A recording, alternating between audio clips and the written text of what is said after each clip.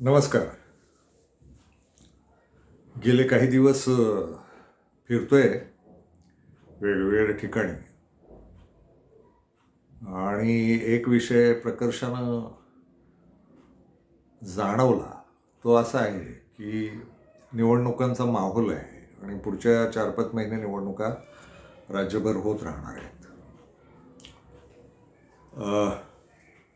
आपण निवडणूक आयुक्त आणि मतदानाचे डाकू यांच्याबद्दल सारखा आरडाओरडा करतो आहोत आणि चिडतो आहोत.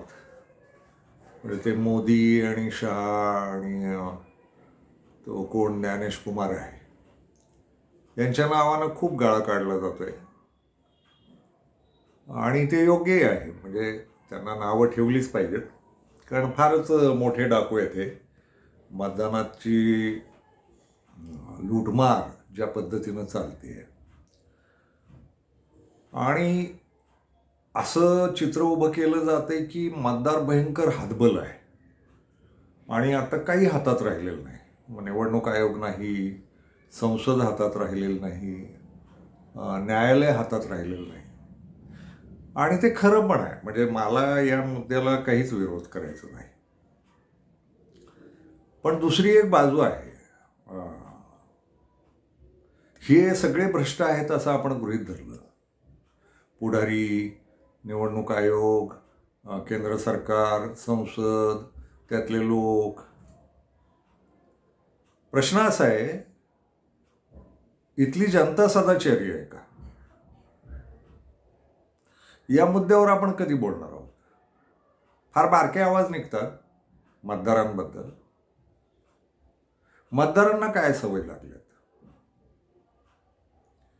मतदारांकडे एकदा पाहिलं आणि ज्या पद्धतीची वातावरण पाहिली. बरं, हे आत्ताच नाही आहे, आत्ता आपल्याला व्हिडिओ करायची संधी मिळते म्हणून आपण व्हिडिओवर बोलतो आहोत. याच्या मागं पण अनेकदा तक्रारी केल्यात, वेगवेगळ्या ठिकाणी व्यक्त झालेलो आहोत, भाषणं केली त्या विषयावर, संपादनं केलीत, लेख लिहिलेत. आत्ता व्हिडिओ आहे म्हणून ते बोलायचं आहे आणि आत्ताचा व्हिडिओ करतोय तर यातनं काही सुधारण्याची फार अपेक्षा आहे वगैरे वगैरे. मूळ मुद्दा आहे की मतदारांच्या बाजूनं लोकशाही जिवंत आहे का? सरकारी अधिकारी, पुढारी यांनी लोकशाही लुटली. मतदार काय करतायत तिथले, हा मुद्दा आहे. म्हणजे एकेकाळी निवडणुका, ते ईव्हीएमच्या आधी निवडणुका मतपेटीतनं व्हायच्या. त्यावेळेस मतपेट्या लुटल्या जायच्या. गुंड मवाली उभे राहायचे निवडणुकांना किंवा उमेदवाराच्या बाजूनच गुंड मवाली उतरायचे आणि बूथच्या बूथ लुटायचे, मतपेट्या लुटून न्यायचे. आता ईव्हीएम लुटलं जातं आणि लुटलं जातच. ते काही वाद घालत राहू दे, ते वाद दोन्ही बाजूचे वाद घालत राहायचे अशी सवय आहे. ईव्हीएम हॅक होतं. टेक्निकल माणसं जी आहेत ती स्पष्टपणे सांगतात आणि नको साक्षी काढायला, आता बाद झालं, कारण ती गंडवागंडवीच आहे या देशातली. आणि परदेशाची उदाहरणं पण नको त्याला. त्यांनी बंद केलं ना आपल्याकडं का चालू? तर आपल्याकडं ती लूटमार चालू राहावी यासाठीच आहे ते. पण यातली सगळ्यात गंभीर बाब अशी आहे, गेल्या कित्येक वर्षांच्या निवडणुकांमधली, मतदार नेमके काय वागतायत. तर मतदार गेली कित्येक वर्ष उमेदवारांकडनं काही ना काही लाचलुचपती घेताना दिसत आलेले आहेत. हा जुना रोग आहे. हा कालपर्वाचा रोग नाही आहे. आज फक्त इथं व्हिडिओत बोलतोय म्हणून. पण हा प्राचीन रोग आहे भारतातला. म्हणजे पहिल्या आपल्या जन्माआधीच्या काही निवडणुका झाल्या असतील, ते नेहरू बेरू जिवंत होते तेव्हाच्या काही झाल्या असतील तर झाल्या असतील प्रामाणिक. पण साधारण 75 नंतर जाणवतं असं की फारच वाईट परिस्थिती आली आहे. म्हणजे एकेकाळी राजकारणात खूप काम केलेले, समाजकारणात काम केलेले निवडणुकीला उमेदवार उभे राहिले. 75 नंतर कुठलेही गुंड, मवाली, गुन्हेगार, स्मगलर्स हे उभे राहायला लागले. आणि मतदार विकत घेण्याची जी पद्धत आहे ना, भ्रष्ट पद्धत, ती चालू आहे. म्हणजे कोंबड्या देणे, ढाबे वगैरे नंतरच्या संकल्पना आहेत. त्याच्या आधी धोत्र, लुगडी, कांबळे, मराठीत त्याला ब्लँकेट म्हणतात, ते असलं वाटत हिंडायचे उमेदवार आणि लोक घ्यायचे शांतपणे. आत्ता स्वरूप बदललीत. आता दारूच्या बाटल्या, ढाब्यावर जेवणं, पार्ट्या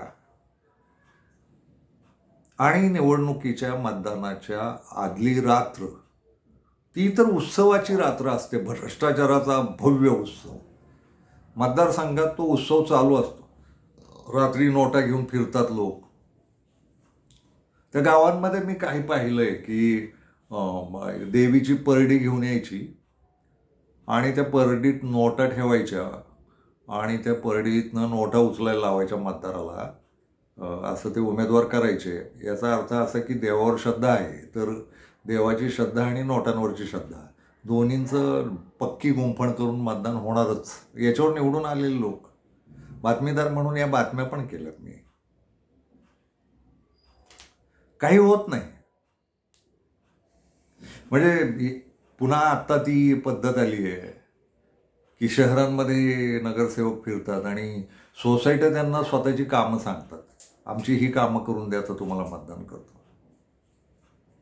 पैसा हा पूर्ण माध्यम आहे यातलं. मग तुम्ही कोंबड्या वाटा, दारू वाटा, कपडे वाटा, दागिने वाटा, सोसायटीची कामं करून द्या. तर हे पैशाशी निगडीतच आहे. पैसा खर्च करतातच नगरसेवक किंवा कोणीही. ग्रामपंचायतीला सुद्धा आता पैसे वाटले जातात, फार वरपर्यंत, संसदेपर्यंत. तर पैसे वाटणारे वाटतील, त्यांना लोकशाहीची वाट लावायची. पण इथला मतदार कुठं सजग होता? आणि ते पुन्हा सांगायचं की तो काही टक्के लोक आहेत ना जे प्रामाणिकपणे आहे. म्हणजे मी खूप गावं फिरलो आणि खूप अदलून बदलून मतदारही राहिलो. माझ्या घरातल्या लोकांनी किंवा माझ्या भोवतीच्या मित्रवर्तुळातल्या लोकांनी कधी पैसे घेतल्याचं आम्हाला दिसलं नाही. आम्ही नाही घेतले ते कधी. पण पैसे खाणारे मतदार या देशात बहुसंख्य आहेत. त्याचं काय करणार? ते जे प्रामाणिक मतदार आहेत ते अल्पसंख्य झालेत. प्रामाणिक पुढारी ते अल्पसंख्य झालेत. प्रामाणिक अधिकारी ते अल्पसंख्य झालेत. बहुसंख्येनं निवडणूक प्रक्रिया ही भ्रष्ट आहे आणि त्यात सरकारी अधिकारी, पुढारी यांचा वाटा आहेच आहे. आणि ते संख्येनं आणखीनच अल्प आहेत. मतदार खूप आहेत. ते जे पैसे खाणारे किंवा लाचलुचपत घेणारे जे मतदार आहेत, यांचं नाही बोलत आहोत आपण आणि यांच्यावर काही कारवाई होताना दिसत नाहीये. आणि मग उद्वेग यायला लागतो की काय चाललंय हे आणि कुठं जाणार आहे, काय सुख मिळणार आहेत, कुठल्या व्यवस्थित व्यवस्था मिळणार आहेत. मतदारच लाचखोर असेल आणि तो पुन्हा सांगतो तो बहुसंख्य नाही, खूप कमी टक्केवारी आहे चांगल्या मतदारांची. आणि असंही गृहीत धरू चला 50%च मतदार खातात. अरे 50% खातात हे सुद्धा वाईटच आहे ना. 10% खातात हे सुद्धा वाईटच आहे ना. आणि इकडं लोकशाहीचा उत्सव वित्सव म्हणायचं आणि एकच संधी आहे आणि बाबासाहेबांनी सगळ्यांना समान हक्क दिलेला आहे, प्रत्येकाला मत दिलं आहे. त्यांनी नाही पाहिलं कोण जातीचा, कोण धर्माचा, कुठल्या वर्गाचा, काही नाही पाहिलं. सगळ्यांना समान. आणि कौतुकं करायची की जगात नव्हतं तेव्हा आमच्याकडे महिलांना मतदान आलं. मतदानाच्या आदल्या रात्री फिरा ना सगळीकडं आणि मग 1-2 बातम्या चुकार येणार. मग इथं गाडी पकडली, तिथं निवडणूक आयोगानं एवढा निधी पकडला, बेहिशोबी नोटा पकडल्या वगैरे. ते दाखवायला कारवाया असतात. गावोगावी दारूचे गुत्ते असतात आणि मध्येच पोलिसांना ओके आल्यागत आपण काहीतरी काम करतो तर रिपोर्टला आलं पाहिजे म्हणून मध्येच एकदा त्या दारू गुत्त्यावाल्याचं काहीतरी ड्रम बिम आडवे पाडणे, बाटल्या फोडणे वगैरे असे उद्योग केलेले दिसतात. आणि गावोगावी जुगाराचे अड्डे, दारूचे अड्डे रीतसर चालू आहेत. तसंच आहे हे पण निवडणुकांचं. आणि हे घाण आहे खूप. याच्यावर काय नेमकं करायचं? माझंही डोकं चालेल ना. या मतदारांचं करायचं काय आपण? आणि मग यांनी बोंबलायचं पुढारी काम नाही करत वगैरे. ते हे पण फार बुळगट कारणं झाली. मतदार आपला तो उत्सव साजरा करतो ना, 500-2000 रुपये घेऊन वगैरे, काय ज्या नोटा असतील ते, जे मिळेल ते, जे मिळेल ते पदरात पाडून घेण्याची अतिशय भिकार वृत्ती या सगळ्या मतदारांमध्ये दिसते. तर यांना कधी बोलणार आहोत आपण? आणि या देशाचं होणार काय? आणि त्या काय राष्ट्रप्रेमाच्या गप्पा मारतो आपण आणि गाणी म्हणतो राष्ट्रप्रेमाची आणि झेंडे आणि मग ते नाव नाही ठेवायचं आम्हाला आणि सारखं आपलं ते पाकिस्तान पाकिस्तान करत राहायचं. पाकिस्तानचं नाव घेणं म्हणजे यांचं राष्ट्रप्रेम. बाकी हे लाचलुचपती करायला मोकळे. या देशात दोनच पद्धतीनं कामं होतात तुमची सरकारी पातळीवर किंवा कुठलंही काम असलं तुमचं तर दोनच गोष्टी लागतात. एक वशिला आणि दुसरं पैसा, लाचलुचपत. मतदारच असे बदफैली असतील तर सरकारी अधिकारी आणि पुढारी आणि निवडणूक आयुक्त वगैरे यांच्या निष्ठांचं काय बोलायचंय? सर्वोच्च न्यायालयांच्या निष्ठा, न्यायालयांच्या निष्ठा पोखरलंय हे सगळं. ह्या मतदारांच्या दुरुस्तीचं बोलावं काहीतरी. ज्यांनी लोकशाही अगदी कवडी मोल किमतीत बाजारात मांडली आहे नागडी करून विकायला, या मतदारांचं बोलूया ना आधी. याच्या दुरुस्तीचं बोलूया ना. आपण किती गंडवणार आहोत एकमेकांना उदात्त भाषणं करून. ह्या देशासाठी, या समाजासाठी, या समाजाच्या विकासासाठी, या समृद्धीसाठी या भाषणांना काही अर्थ नाही हो. तो मतदार लाचार झालाय 2-5 रुपयांना. याचं काहीतरी बोललं पाहिजे ना. मला याला सुचत नाही. आता एवढ्या मोठ्या लोकसंख्येच्या, एवढ्या मोठ्या बदफैली मतदारांचं करणार काय? हे लोक पैसे नकोय तुमचे, तुम्ही कामं करा दादा, असं पुढाऱ्यांना का नाही सांगत? सरकारी अधिकाऱ्यांना का सांगत नाही की आम्ही पैसे देत नाही, तुम्ही कामं करा? तुम्ही भ्रष्ट आहात म्हणून मग हे अधिकारी भ्रष्ट आहेत. या भ्रष्टाचाराचं करणार काय आपण? समाज भ्रष्ट असेल ना, अवघड आहे. आणि मग ते भ्रष्टाचार विरोधी आंदोलनं करणारे लोक आणि राग आलेले लोक, आमच्यासारखे लोक त्यात ते थैथयाट करत राहतात, रक्त जाळत राहतात. त्याचा काही उपयोग नाही. आणि फिरताना आत्ता ते जाणवलं. प्रत्येक ठिकाणचे रेट, काही आमिषं दिली जात आहेत.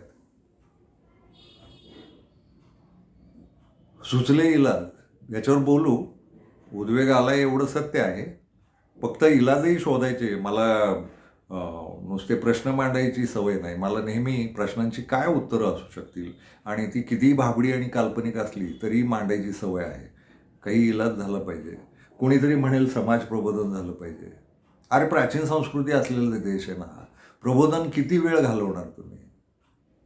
बरं, देशप्रेमाच्या घोषणा तर सकाळ संध्याकाळ चालूच आहेत ना. सगळ्यांना कळतं ना आता देश म्हणजे काय. हा देश टिकवायचा असेल तर देश आहे आता. देश टिकवायचा असेल तर प्रामाणिकपणाची गरज आहे. एवढं कळू नये वय या नागरिकांना. नाही, आणि ते साधे भोळे असतात, निरागस नागरिक असतात. त्यांना हे बरं कळतं. दारूच्या बाटल्या घ्याव्यात, कोंबड्या खाव्यात. प्रत्येक उमेदवार दिसला की त्याला नडायचंच. आणि खूप लोक ते सांगत राहतात, चांगली माणसं निवडणुकीच्या प्रक्रियेत आली पाहिजेत. अरे कशी येणार? जनतेला ही घाण सवय लागली आहे तर जनता चांगलं कोणाला मांडणार आहे? काम करणारे हजारो लाखो कार्यकर्ते देशात नाही उभं राहू शकत. हे जे जनतेनं बसवलेली स्वतःची यंत्रणा आहे ना, तिचं काय करणार आहोत? आणि जनतेनंच बसवली आहे. सरकार, लोकशाहीमध्ये जनता असते असं वाक्य ऐकायला मिळतं ना, तर मग हे सरकारच भ्रष्ट आहे. ते दाबून पैसे खातं प्रत्येक निवडणुकाला आणि ते इतके माफक खातं. पैशाचा खेळ होऊन बसलाय सगळा. आणि मग याला इलाज नाही. पण शोधू. चीड येणारी गोष्ट आहे. फक्त एकेकी फार लोकशाहीच्या गप्पा मारणाऱ्या, संविधानाच्या गप्पा मारणाऱ्या, प्रामाणिकपणाच्या गप्पा मारणाऱ्या लोकांवर विश्वास राहत नाही. फिरलो आत्ता आणि इतका वैतागलो, इतक्या बारक्या बारक्या गोष्टी कळत राहिल्या. वाईट वाटतो. देश वाचला तर आपण वाचू.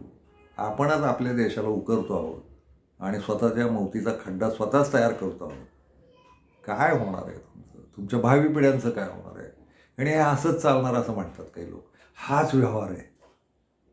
काय होणार या व्यवहारानं? कधीतरी एकदा शांतपणे समाधानानं जगणारी एखादी पिढी या देशात जन्माला येणार आहे की नाही? की नुसतीच आपण बोंब मारत राहणार आणि ढोंग करत राहणार दुहेरी, तोंडावर आपण देशप्रेमी असणार आणि आतनं सगळा भ्रष्टाचार आणि पोखरलेला असणार आणि सारखे आपले पुढाऱ्यांना राजकारण्यांना नावं ठेवणार. राजकारणी आणि पुढारी ते अधिकारी हे या जनतेच्याच पोटी जन्माला येतात ना हो. ही भ्रष्ट जनता. नोकऱ्यांनाही, सरकारी नोकऱ्यांना काय जायचं असतं तर भ्रष्टाचार करायला मिळेल. पुढारी का व्हायचं असतं तर जनतेच्याच कष्टाचा पैसा खायला मिळेल. आणि जनता पुन्हा हीच आहे. 1,500 रुपये घेऊन मतदान करणार, कष्टही करत राहणार आणि यांची हालाकी नाही संपणार. 70% देश गरीब आहे वर्षानुवर्ष.